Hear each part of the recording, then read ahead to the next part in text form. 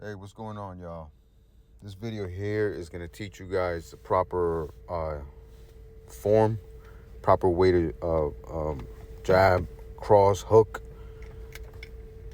We're going to work on the stance. That's what the box behind is. How to properly set up your feet so that you can get on the right stance. And without the right stance, you cannot move forward. You cannot start hitting the bag without even knowing how to stand.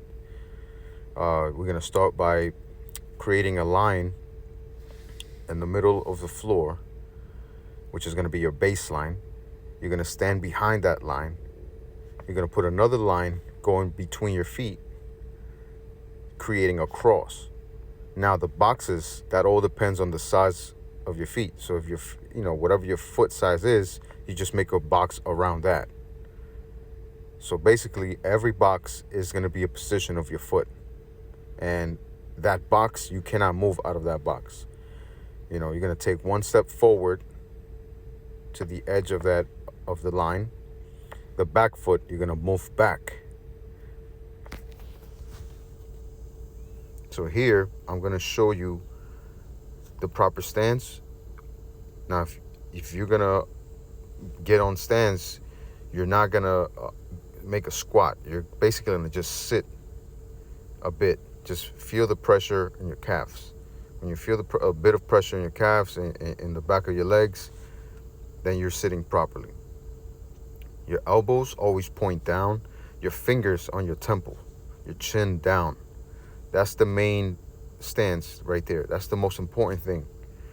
Also, you always have to remember, glue those hands to your face. Always. Every step here, I'm going to show you guys how to move. Because when you're in stance, if you break the stance that you're in, you're going to break the balance and you're easy to get knocked out.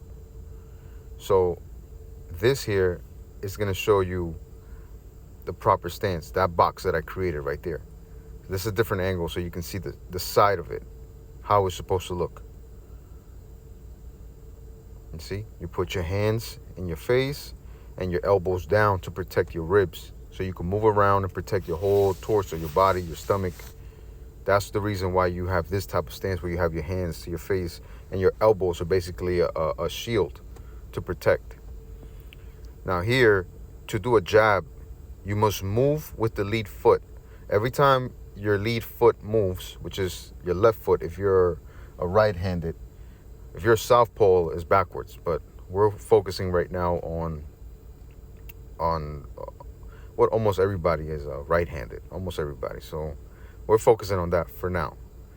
So if you're right-handed, your lead foot is your left foot. Your jab is your left hand, your left arm. So this is going to be an exercise that you can do. Actually, you should actually try and do this exercise for about a month. Just the jab. That way you learn the jab 100%. Once you're comfortable with that jab, then you can move on to the cross for another month. And then you could do another month where you mix jab and cross. But you can't move forward without learning one thing first. Make sure you get the jab down packed. When you do a jab, you always have to move your foot. You move forward, you jab. You move backwards, you jab. So this is a good exercise that you can do. Set a timer for 3 minutes. So you do 3 rounds of 1 minute. So you're going to go moving forward, one step forward in your stance. Remember the stance. You don't break the stance. We're going to move forward right now.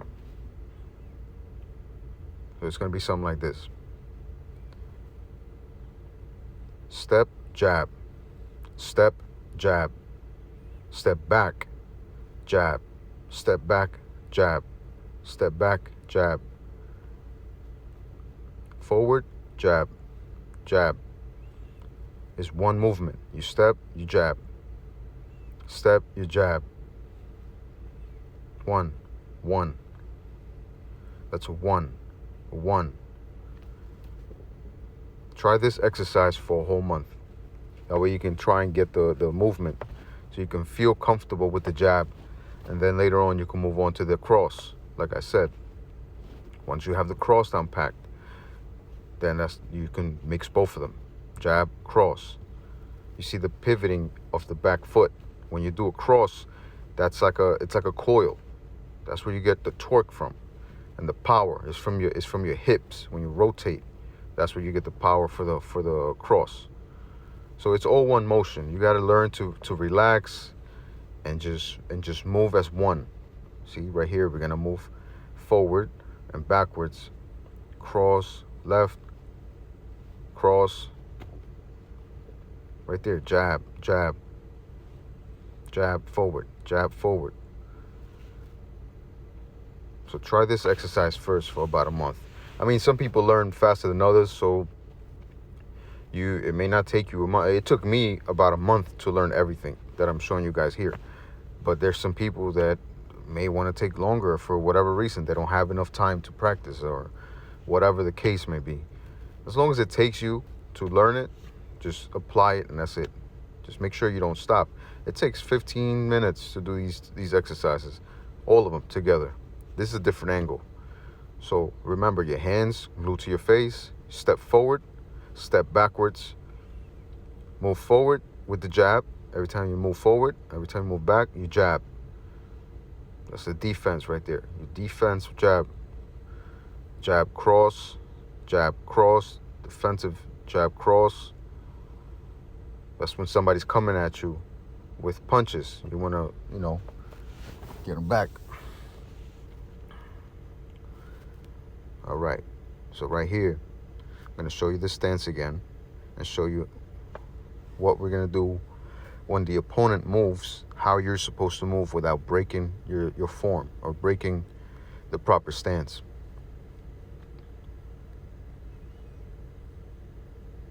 So if your opponent moves to your right, you're going to move your left foot. You're not going to do this because this is going to break the structure. You move your lead foot always. That's why it's called the lead foot. You move it towards the opponent. Wherever the opponent's going, that's where you're going to go. You're going to follow with that foot. The back foot just follows.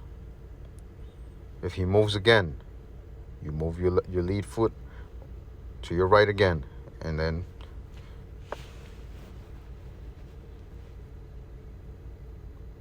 so that's how you do it.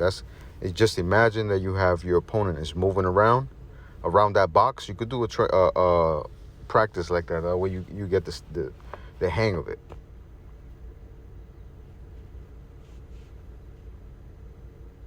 Opponent turns, 1, 2. If he's moving around, you move around with him. That's the stance, and that's the 1, 2 right there. So it's 1, 2, hook. 1, 2, hook. After you have learned the hook, the jab for a whole month, and your hook and the cross for a whole month, and then you have learned to combination of 1 and 2 for a whole month, then you move to combination 3, 1, 2, 3. That would be the next month. Try and do that and add that to this stance that I showed you guys so that you can get better with your hooks. Now there's different ways that people do hooks. Some people do a hook with the thumb up, which is the way I do it, and there's some people that do it with the thumb facing you.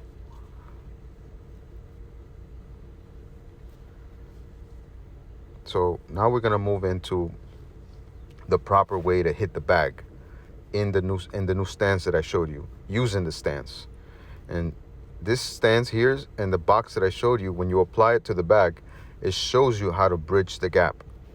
That's basically what we're gonna do here. I'm gonna show you how to bridge the gap. Bridge the gap is you getting close to the opponent as fast as you can, basically without getting hit, or getting to be able to hit your opponent from a further distance. Now these gloves right here are really good gloves, Title gloves. They have this gel in the knuckles area. It has a strap. You can actually use this as a wrap. I'm gonna make another video where I'm gonna show how to wrap your hands to hit a heavy bag.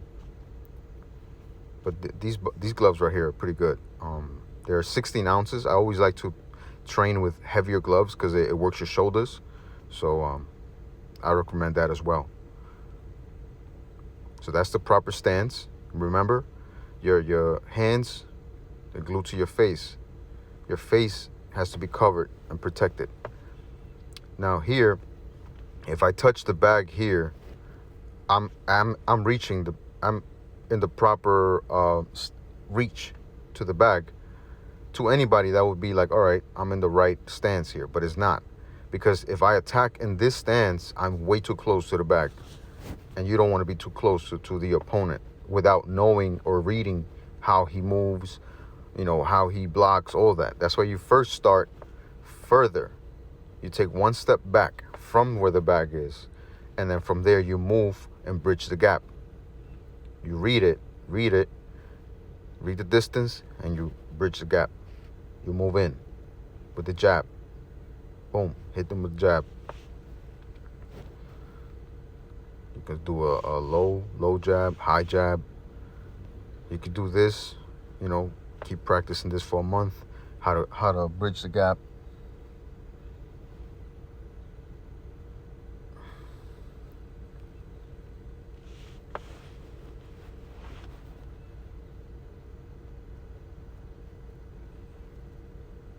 Yeah, this is gonna be about 3 different jabs that you can use. This first jab that I'm showing is a shock. It's the shock effect, where you just keep hitting, and you don't let your opponent basically you don't let them think. You don't give them time to think. The second one is this one here, which is you're basically reading it. You're reading the distance where your opponent is.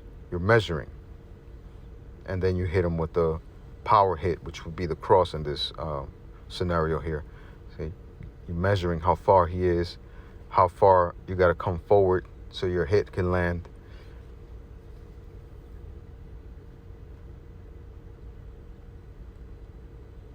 This is the third one. It's a feint.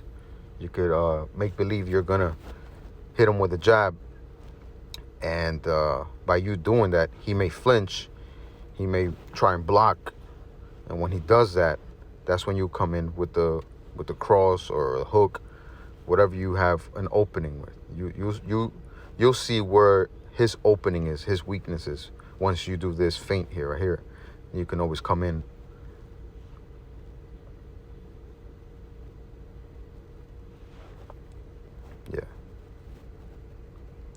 Yeah, that's when he would block, and you will see maybe he has an opening around the stomach area. Maybe he moved a little too far up. Maybe his arm is dropped. Maybe his right hand is dropped a little bit lower than where it's supposed to be.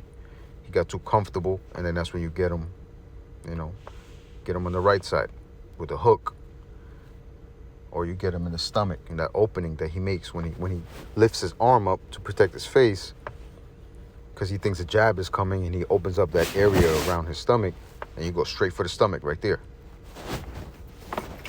And believe it or not, that hit right there will end everything.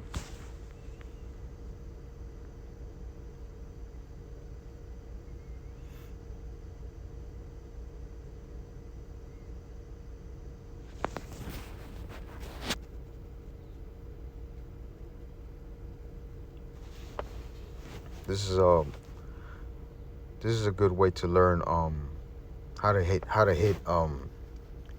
the proper jabs. We're gonna start off with the jabs. This is some drills that you can do. Now, when you do a jab, you also have to remember the jab is not just to hit; it's also to protect yourself. When you do a jab, you're gonna always. The jab has to be to the point where your shoulder is near your face, so it's blocking. If somebody hits you, it's gonna basically hit their arm. It's gonna hit your arm, your shoulder. That's one of the main reasons why the jab is shot the way it is, like that. Your chin is always supposed to be down to protect you from any hit. That's a shield right there. You see, I'm doing a high jab, a low jab, but yet my face, you don't see my face whenever I jab. It's hidden underneath my my shoulder.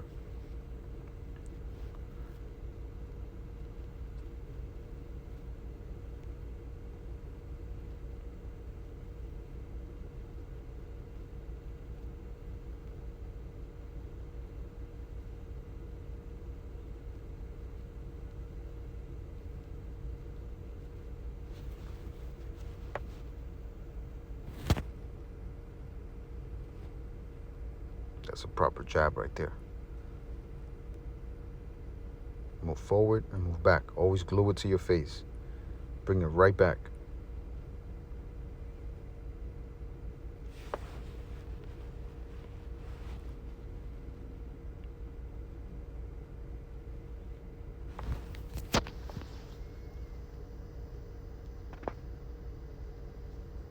See how my face is being covered every time I hit the jab? My face is behind the shoulder.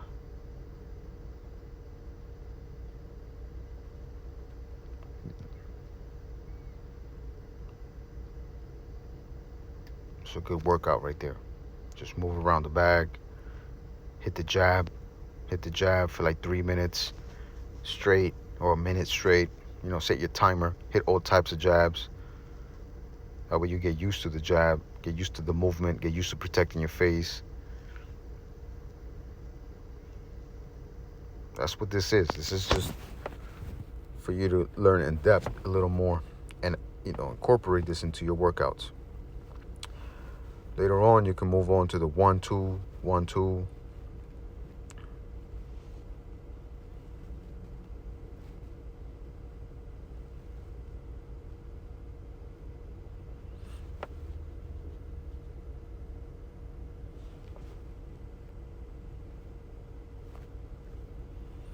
Now, the one is very self-explanatory. You shoot forward. When you move on to the cross, that's where I said the coil. It works like a coil. The moment you come back with the one, as you're coming back with the one, you're getting ready to set up the two. It's a one motion. 1, 2. Just like that. So it's a coil. You see the back foot and the front foot. Look at the feet. When I do the jab and then the cross, and it comes back. And you come back to your stance. Come back to the stance. You see the pivot on the foot. That's where the power comes and the torque. So that's the 1-2.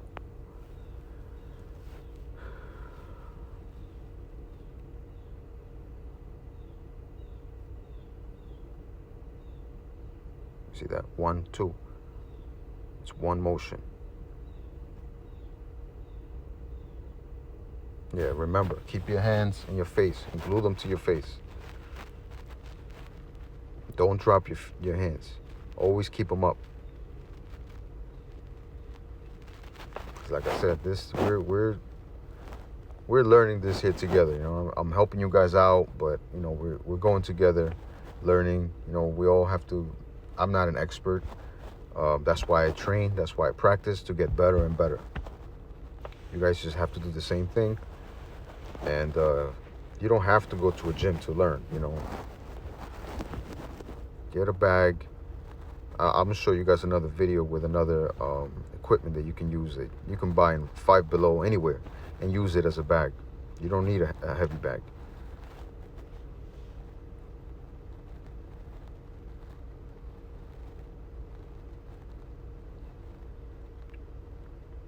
This right here is, I'm just showing you guys how it's supposed to look.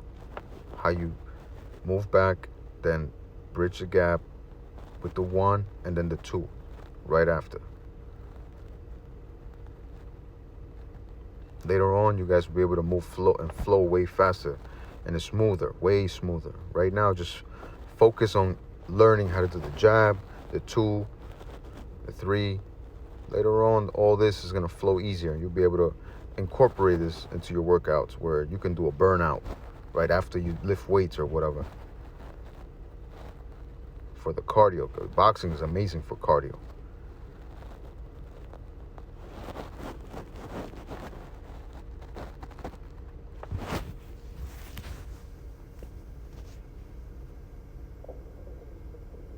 All right, so now we move into the 1, 2, 3. Now we're gonna move to the hook. The hook works like a coil as well. Like I said, it's all one movement. 1, 2, and 3. It works all together. You see here, we're gonna do the 1, 2. Come back with the 2. You're set up already for the 3. As you can see, your body is torqued up, is coiled up. Where you come back from the cross, as you're coming back from the cross, the hook should be ready to deploy right after. That's where you get the power, is when you make that movement, that one movement, that's when you get that torque. There's that 2. As the 2 is coming back, the 3. 1, 2, 3.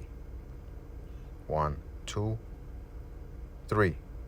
1, 2, 3.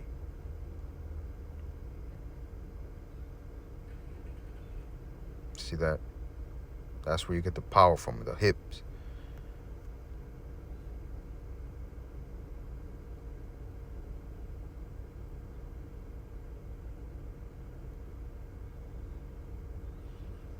So when you do the hook, the proper way to do it is, imagine you're going to rip a chunk off of that bag right there. Just imagine you're going to just tear that a piece of there. Just like this. Like that.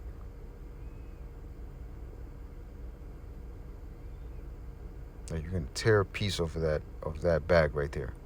That's how a hook should be done.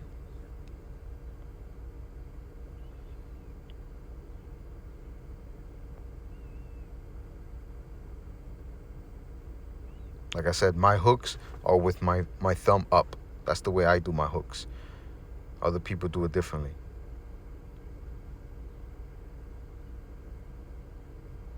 Now you put them together. 1, 2, 3. 1, 2, 3. And as you can see, I'm a little closer to the bag here, because if you're going to do a 3, you're not going to be a foot away to bridge the gap to get a hook. That doesn't work like that. When you do a hook, it's because you're already in the zone. You're already hitting the body. You're already close enough to hit the person. So that's why I move forward, so you can see how the hook works. Later on, we can do in and out, where, move in, hit 1, 2, 1, 2, and then the 3, and then move out. We'll work different drills as we go along.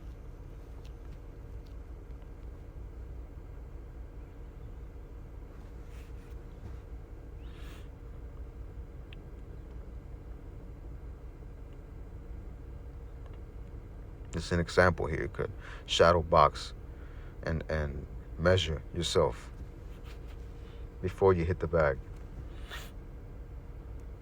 I'm going to make another video, like I said, where I'm going to show you guys how to wrap your hands up and learn the proper way to wrap your hands so you don't damage your bones when you hit, or break any bones in your hands. Because like I said, this bag right here is light work.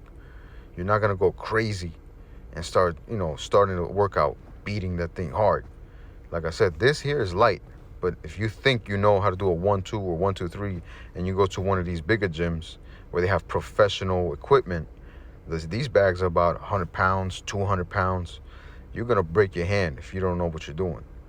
And if you don't wrap up your hands, even worse. So just take it easy. I tell people, just take it easy. It doesn't matter about speed or power.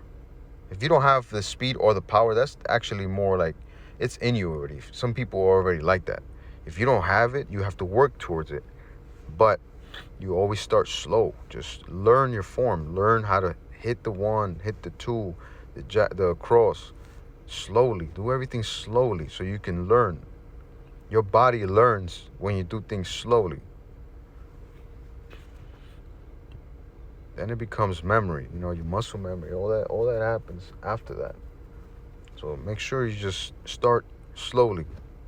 Work your way.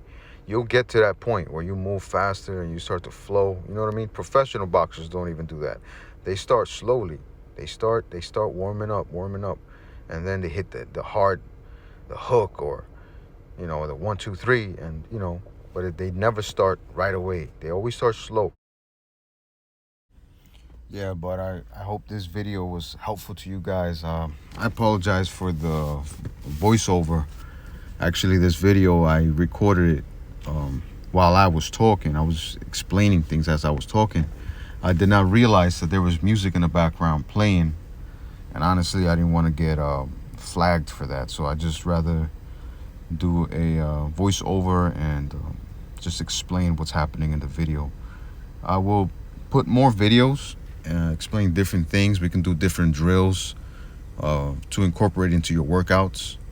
Burnout type of workouts that are amazing after doing like lifting or your calisthenics, or mixing it, in between. This is one of the videos that I will show about boxing. If you guys want more on boxing, let me know. Leave me some comments. If you like this video, like it, subscribe for more. I have way more to show you guys. So we move one step at a time.